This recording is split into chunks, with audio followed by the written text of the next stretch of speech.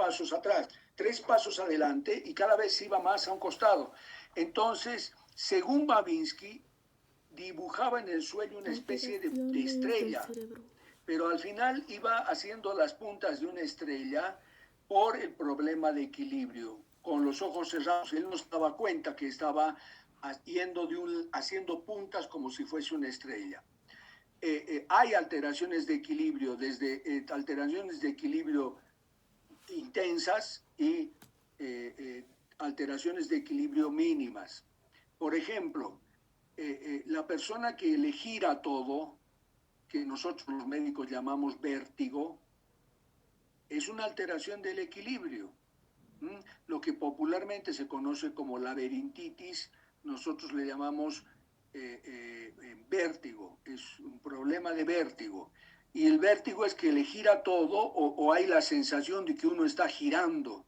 Y eso es por problema de vestibular, es decir, del receptor del oído. ¿Alguna pregunta? Bien. Normalmente si yo voy en un auto, en una movilidad, y estoy pegado a la ventana, va a haber un reflejo, es decir, mi vista va a observar un punto y ese punto, a medida que avanza la movilidad, se va a ir retrocediendo ese punto hasta que llega un momento en que yo ya no puedo ver y nuevamente como reflejo voy a volver a mirar un punto.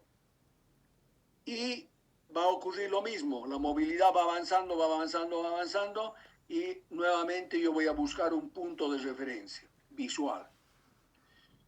Eso es un reflejo que está y que es presente, que está presente y que es normal.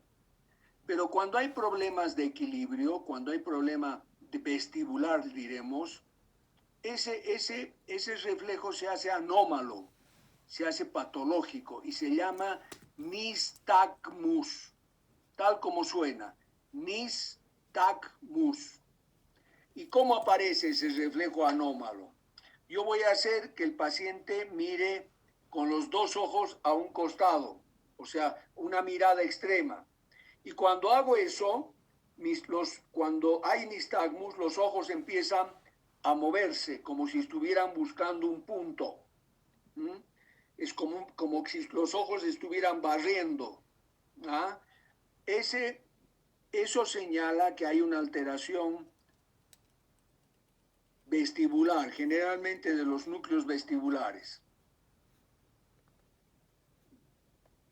Muchas veces el paciente dice, yo tengo vértigo y uno lo revisa y entonces no es un problema del receptor, es un problema del sistema nervioso cuando hay ese reflejo anómalo. El tono muscular es muy raro que se altere, pero puede alterarse. En primer lugar, acuérdense que el tono muscular es involuntario. Yo no tengo control sobre el tono muscular. Nadie tiene control sobre su tono muscular. Entonces, cuando un niño nace, para saber si su sistema nervioso es adecuado, uno de los elementos que se analiza es el tono muscular. Hay una escala del recién nacido que se llama APGAR. Y dentro de ese APGAR está el tono muscular. Si tiene buen tono muscular, quiere decir que está funcionando bien su sistema nervioso. ¿Cómo se revisa? Contrayendo, se tocan los músculos y el músculo tiene que tener cierta contracción.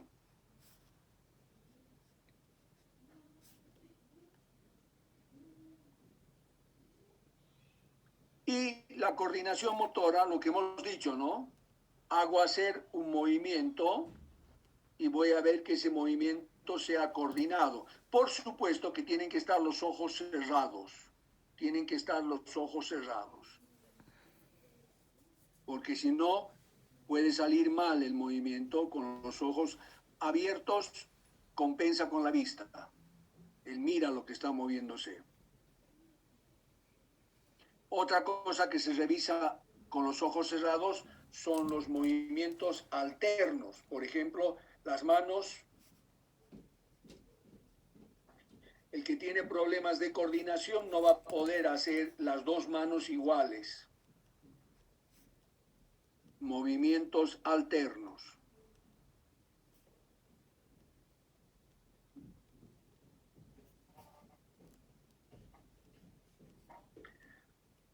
¿Alguna pregunta?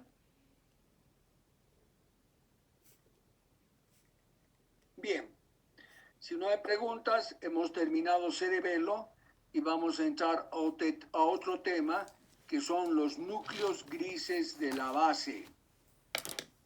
Núcleos grises de la base. Y los núcleos grises de la base van a tener como función la planificación motora. La planificación motora. Quiere decir que yo voy a tener toda una serie de movimientos automáticos, como por ejemplo, yo camino y balanceo mis brazos. Eso sale automáticamente, es decir, no es un movimiento que yo lo pienso en hacer. O la mímica. Cuando estoy hablando puedo estar haciendo mímica. O el vestirme. No pienso en que yo tengo que abrochar los botones. Eso sale automáticamente. Manejar un auto, uno lo hace automáticamente. Manejar una bicicleta, uno lo hace automáticamente. No está pensando. Esos son movimientos que están planificados y que yo los voy a liberar de acuerdo a necesidad. Esos movimientos ya están planificados en mi cerebro y yo los voy liberando automáticamente de acuerdo a necesidad. Si voy caminando, voy a ir balanceando mis brazos. Si yo expreso algo, puedo hacer mímica. Si yo manejo un auto, pues hago los cambios de la caja, si es mecánica. Yo estoy con mis pies apretando los pedales, el embrague, el freno, el acelerador, sin tener que pensar. Todo sale automáticamente. ¿Cuándo se hace esta planificación de los movimientos? En su mayor parte cuando estoy dormido. Una parte del sueño, un segmento del sueño, se va a denominar sueño REM o sueño MOR. El sueño REM es en inglés y el sueño MOR en castellano, movimientos oculares rápidos.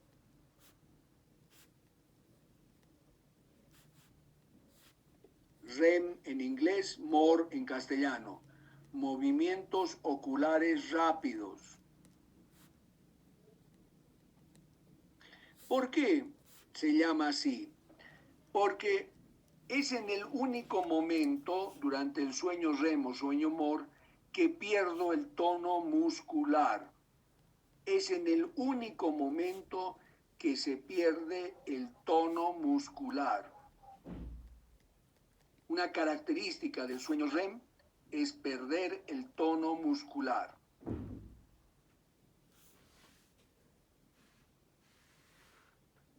Pero los músculos que no pierden el tono muscular son los músculos que están alrededor de mis ojos. Por eso no pierden el tono y empiezan a hacer movimientos oculares rápidos. Por eso se llama así este segmento del sueño. ¿Y por qué se pierde el tono muscular? Porque yo en mi cerebro voy a realizar la planificación motora, voy a empezar a elaborar movimientos que luego los voy a liberar de acuerdo a necesidades.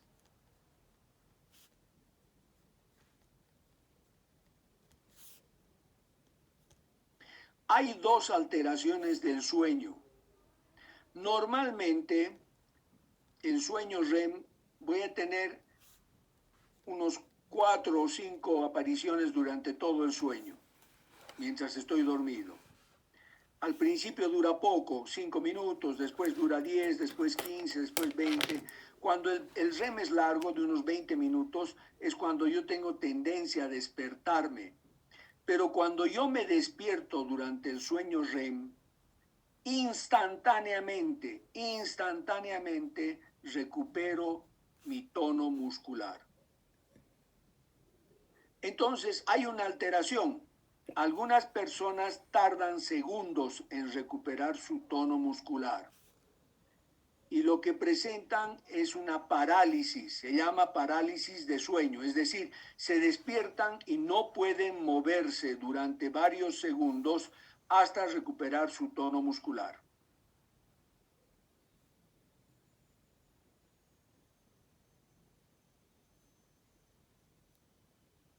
La otra alteración que voy a tener en cuanto a la actividad motora es que durante el sueño REM no pierda el tono muscular.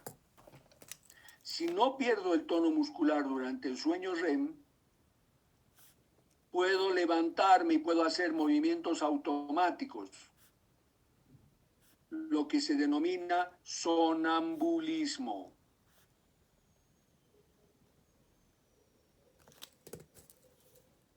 Lo que se denomina sonambulismo. Está claro, ¿no?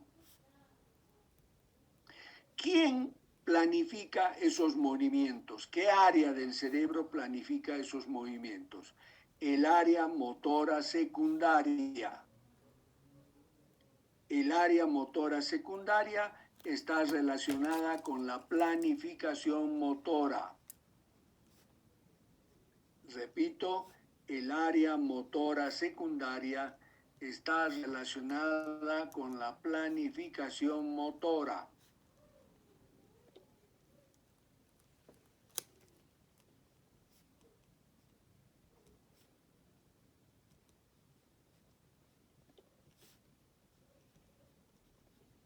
Y entonces, ¿por qué los núcleos grises de la base van a tener esta función de la planificación motora? Porque los núcleos grises de la base van a actuar sobre esta área motora secundaria. Es decir, los núcleos grises de la base van a incitar al área motora secundaria a que planifique los movimientos. Vamos a mi pantalla para ver las imágenes.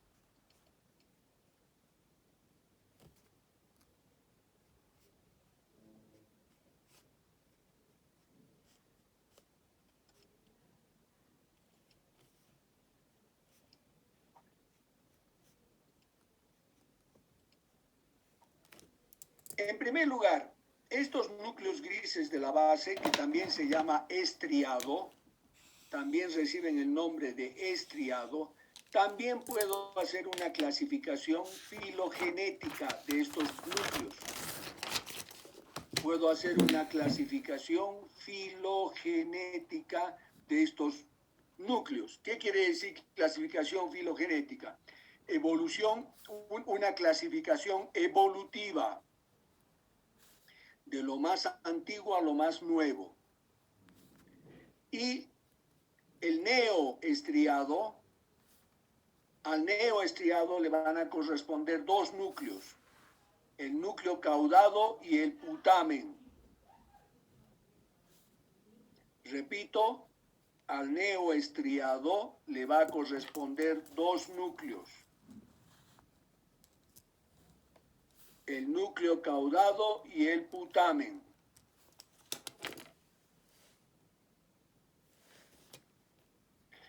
Al paleoestriado le corresponde el globo pálido.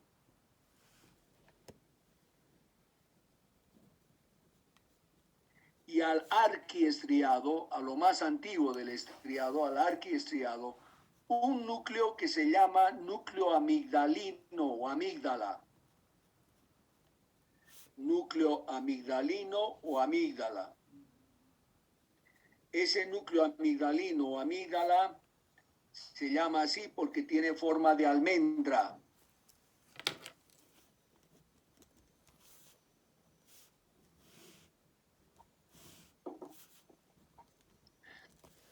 No vamos a estudiar en este semestre a la amígdala. La amígdala es antigua, es muy antigua. Y la amígdala está relacionada con las emociones. Especialmente la emoción más antigua que tenemos, que es el miedo. Pero también la amígdala va a producir otras emociones. Yo tengo una regla mnemotécnica para acordarme qué produce la amígdala. Y siempre digo que la amígdala es mía, porque produce miedo, ira y asco. Miedo, ira, asco. Pero no tiene nada que ver la amígdala con la actividad motora, que es lo que estamos viendo ahora. Estos núcleos grises de la base, este es el caudado, este es el putamen, este es el globo pálido. La amígdala no se ve aquí porque, vuelvo a repetir, no está en la actividad motora. Esto está formado por toda una serie de circuitos. Son muchos los circuitos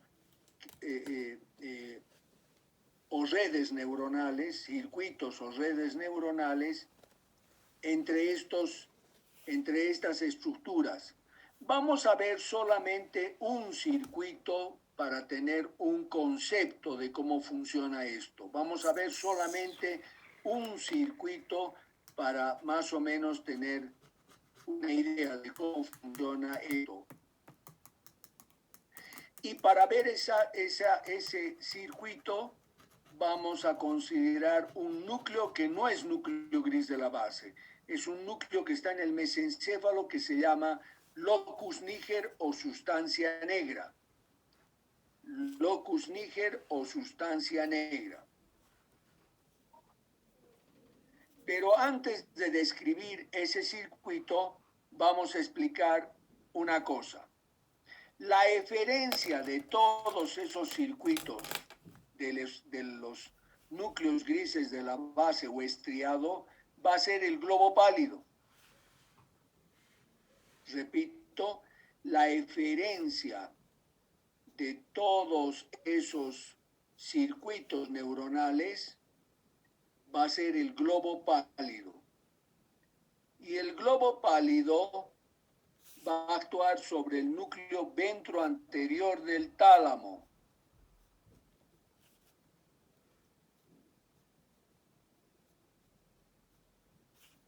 Y el ventroanterior del tálamo va a actuar sobre el área motora secundaria. Miren esta imagen, acuérdense, ojalá hayan estudiado. El ventroanterior del tálamo recibe información del globo pálido y va a actuar sobre el área motora secundaria. Entonces, pregunta de examen. ¿Cuál es la función de los núcleos grises de la base o estriado? La planificación motora. ¿Y cómo lo hace? Lo hace porque la eferencia es el globo pálido y el globo pálido va a ir al ventro anterior del tálamo y el ventro anterior del tálamo actúa sobre el área motora secundaria. Esa es el área encargada de la planificación motora. Lo vemos aquí. El globo pálido va a actuar en el ventro anterior del tálamo y ese ventro anterior del tálamo aquí en celeste actúa sobre el área motora secundaria. Y esta área motora secundaria también va a mandar las células piramidales al neoestriado, al caudado y el putamen. Entonces, ahí se cierra un circuito grande que es globo pálido, ventro anterior del tálamo, área motora secundaria y área motora secundaria a través de sus células piramidales al neoestriado, caudado y putamen.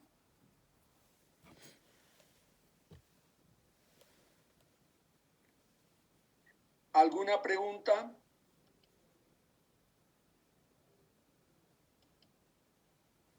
¿Alguna pregunta?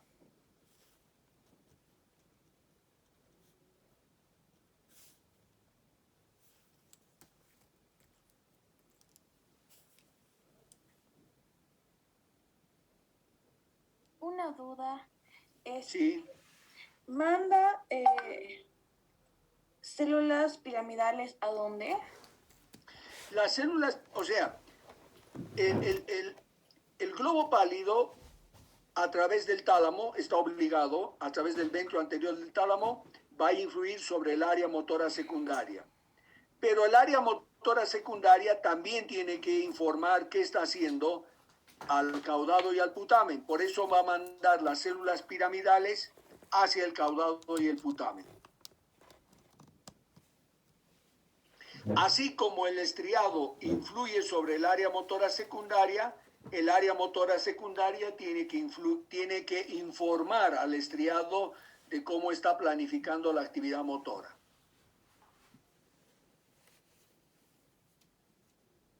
¿Alguna pregunta?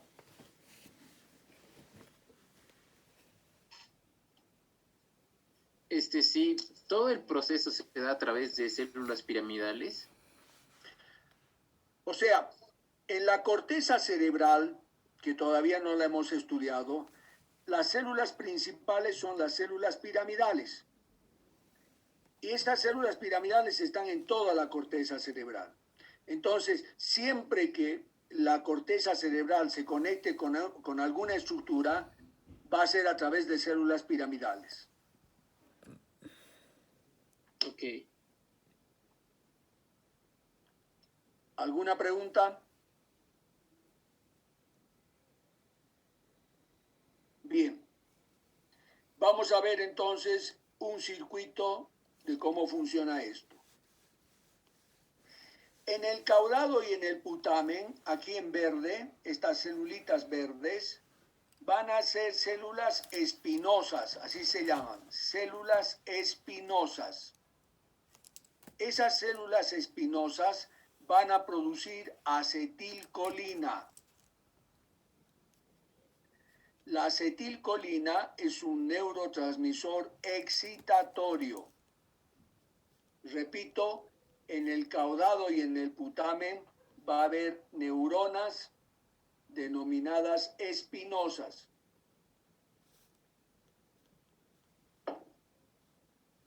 Que van a producir acetilcolina.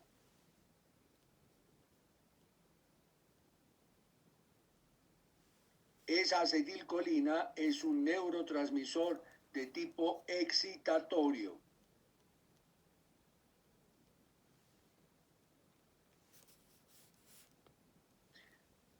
Esas células espinosas van a actuar sobre otras células que están en el globo pálido, que se llaman células GABAérgicas, porque producen un neurotransmisor llamado GABA. Repito, esas células espinosas que producen acetilcolina hacen sinapsis con unas células que están en el globo pálido que se llaman células GABAérgicas porque producen GABA. El GABA es un neurotransmisor inhibitorio. El GABA es un neurotransmisor inhibitorio. El GABA es una sigla, quiere decir ácido gamma aminobutírico. Ácido gamma aminobutírico. Ese GABA, esas células GABAérgicas van a descender hasta el locus níger o sustancia negra del mesencéfalo. Repito, aquí está el dibujo. Esas células GABAérgicas van a descender hasta el locus níger o sustancia negra para hacer sinapsis con sus células o neuronas, que se llaman células dopaminérgicas, porque producen dopamina. En la sustancia negra voy a tener neuronas dopaminérgicas, porque producen dopamina. Esas neuronas dopaminérgicas van a ascender hasta el caudado y el putamen para hacer sinapsis con las células espinosas. Repito, esas células dopaminérgicas ascienden hasta el caudado y el putamen para hacer sinapsis con las células espinosas. La dopamina es un neurotransmisor inhibitorio.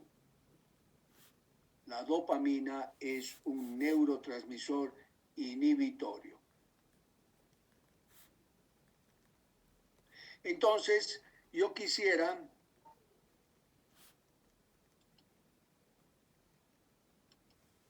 que en sus cuadernos o en una hoja me dibujen el circuito, es decir, dibujen una célula pequeña, que es la célula espinosa, que produce acetilcolina, que es un neurotransmisor excitatorio. Pueden poner entre paréntesis una cruz, que es excitatorio. Esa neurona va a hacer sinapsis con las células GABA o GABAérgicas. Y esas células GABAérgicas las dibujan más larguitas y el GABA es inhibitorio. Hacen un paréntesis con una resta, el signo de restar. Y unas neuronas donde va a terminar la GABAérgica, que son las dopaminérgicas, que van a ir a hacer sinapsis con las primeras, con las espinosas, y que producen dopamina, que también es inhibitoria. Entonces, ese es el circuito que vamos a estudiar.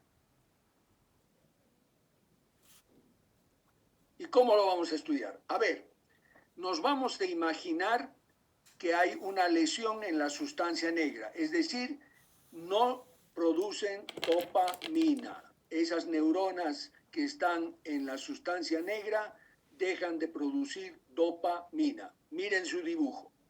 Si no producen dopamina, va a disminuir la inhibición de las espinosas.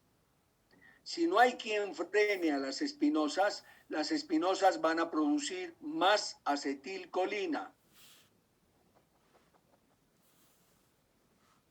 Si se aumenta la cantidad de acetilcolina, aumenta el estímulo de las GABAérgicas, que por lo tanto, si están más estimuladas, van a producir más GABA.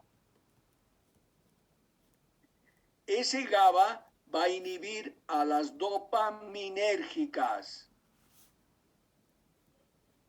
Quiere decir que cada vez va a haber menos dopamina y va a haber más acetilcolina.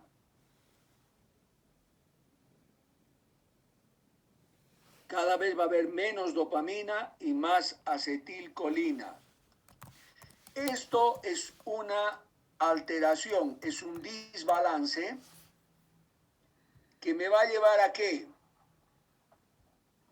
A una manifestación clínica. Esa alteración, esa diferencia entre neurotransmisores me va a llevar a una manifestación clínica, que es el Parkinson, es la enfermedad de Parkinson. La manifestación clínica es la enfermedad de Parkinson. ¿En qué consiste la enfermedad de Parkinson? En una disminución del movimiento. Las personas con Parkinson no pueden moverse. Se ponen duras sus articulaciones. Miren, cuando uno quiere mover una articulación, parece una rueda dentada. Pa, pa, pa, apenas. Pa, pa, pa. ¿Ah? Tienen una cara sin mímica. Tienen una cara sin mímica. No hay expresión facial. Hay una disminución de movimiento, por lo tanto disminuye la expresión facial. Nosotros, algunos médicos, le llamamos la cara del jugador de póker. porque recibas buenas o malas cartas, no expresas nada. Y va a haber un temblor en la mano de solamente 2 dedos o 3 dedos, el pulgar y el índice especialmente. El pulgar y el índice, que es un temblor como si estuviera contando monedas. Eso es porque hay mucho acetilcolina, pero la falta de dopamina hace que no pueda moverse. Miren esto, ahora les muestro. Miren mi pantalla.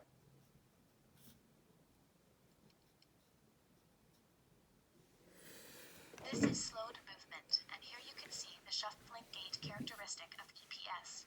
Ven que no puede moverse, no puede caminar. As it is a common response to haloperidol in some people. Lo voy a volver a mostrar. This is slowed movement, and here you can see the shuffling gait characteristic of EPS. This gave rise to the term the Haldol shuffle, as it is a common response to haloperidol in some people. Esa es la enfermedad de Parkinson, es decir, no puede moverse. Hay una hipoquinesia, quinesia es movimiento, hay una hipoquinesia.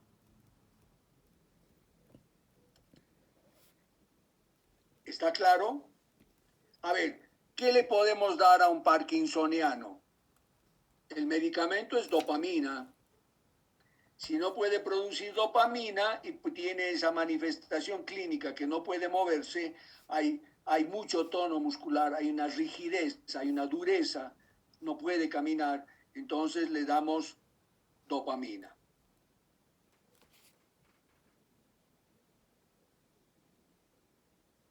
¿Estamos? Bien. Vamos a imaginarnos, por ejemplo, un boxeador que ha sido una leyenda por la forma de, especialmente por sus conceptos y por sus comportamientos, ¿no? Era Cassius Clay, un boxeador estadounidense, un negro estadounidense, que gana medallas olímpicas en la Olimpiada, gana medalla de oro en box, y era un negro popular, pero a pesar de ser un negro popular, ustedes saben que en la década del 60 estaba la gran discriminación racial que había en Estados Unidos. Por más que sea Cassius Clay, no podía entrar a algunos restaurantes que eran solamente para blancos, etcétera, etcétera. Y entonces lo quieren utilizar al negro y lo quieren mandar a la guerra de Vietnam. Y él se niega a ir a la guerra del Vietnam. Y entonces le prometen de que él solamente va a ir a darles fortaleza a las tropas que no van a echar a combate, pero él no acepta. Y por lo tanto, como no acepta ir a la guerra del Vietnam, lo meten a la cárcel. Y en la cárcel se vuelve musulmán y se bautiza y cambia de nombre a Muhammad Ali. Y cuando sale de la cárcel, Muhammad Ali sigue con su carrera de box, con su profesión boxística, pero como ha estado en la cárcel le quitan el título. Entonces él trata de recupera su título de boxeador en peso pesado, pero él tiene 2 peleas terribles con un boxeador que es el que tenía el título, Frazier.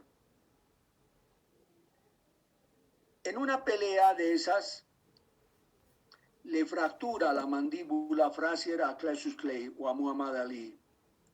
Y Muhammad Ali tiene una microhemorragia en el mesencéfalo, en la sustancia negra.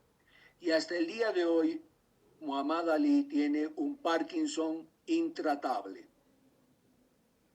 Tiene un Parkinson intratable. Ni por más que tome dopamina, lo han operado, no pueden solucionar el problema de su Parkinson. Ese es un ejemplo claro de cómo una estructura que se lesiona puede traer este tipo de alteraciones, estas manifestaciones clínicas.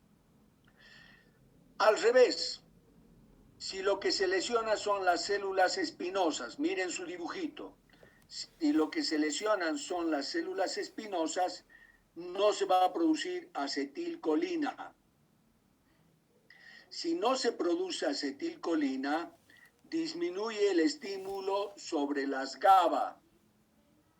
Si no están estimuladas las GABA producen menos GABA. Si se produce menos GABA,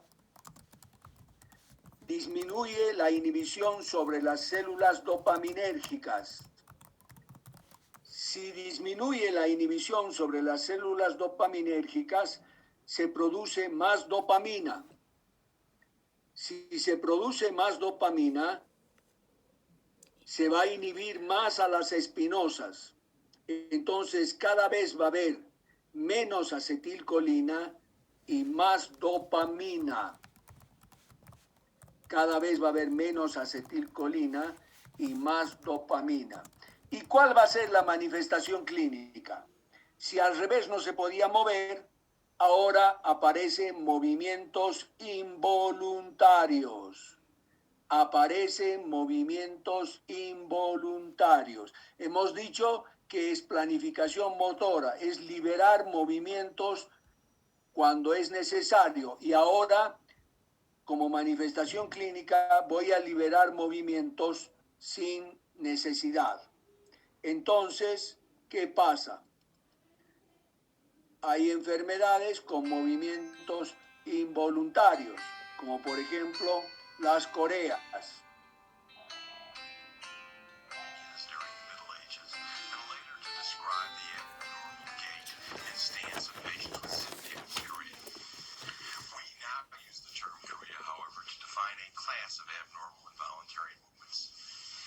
Choreatic or choreatic movements consist of